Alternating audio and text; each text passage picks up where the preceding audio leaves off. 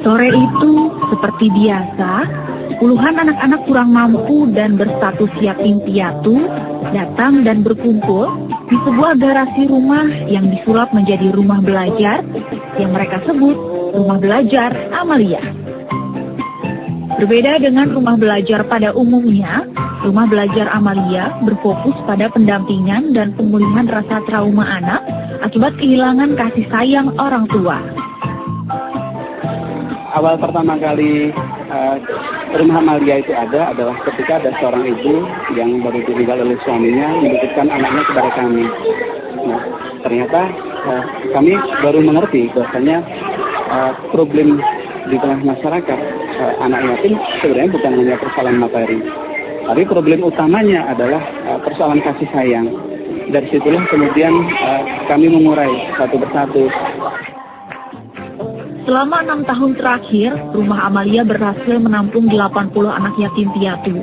Dengan dibantu 12 orang tenaga pengajar, Agus turut membiayai pendidikan masing-masing anak, mulai dari kelas 1 SD hingga 3 SMU, bahkan ke jenjang kuliah.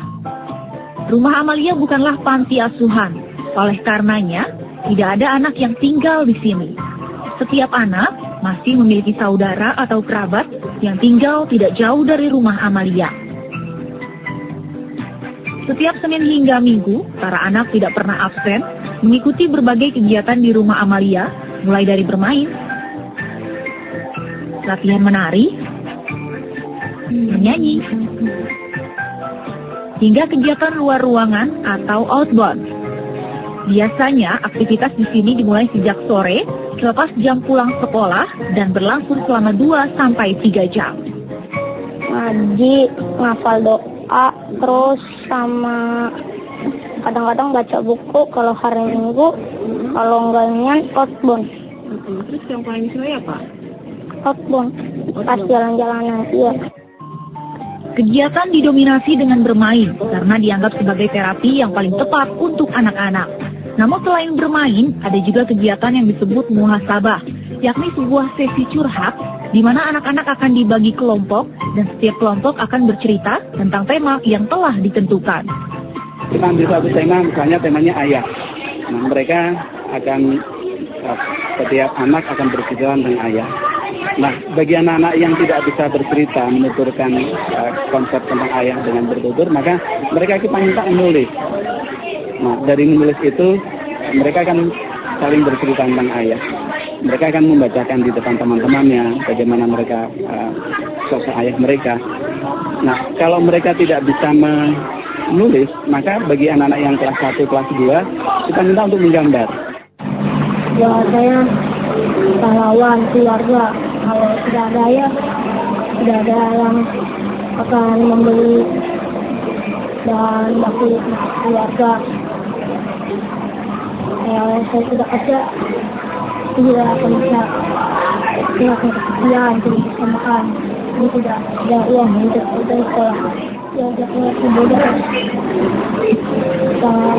Kita kan tidak ada teman, tidak ada ayah yang bisa temenin.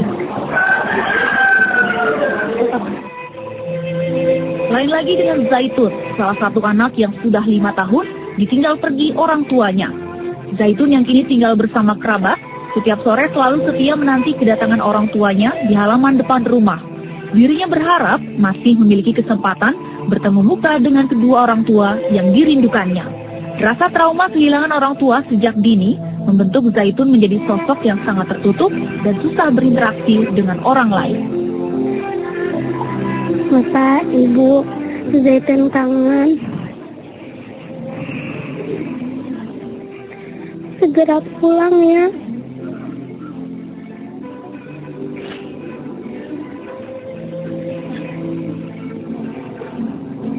Kegiatan mencurahkan isi hati bagi setiap anak yang trauma tentu bukan hal mudah.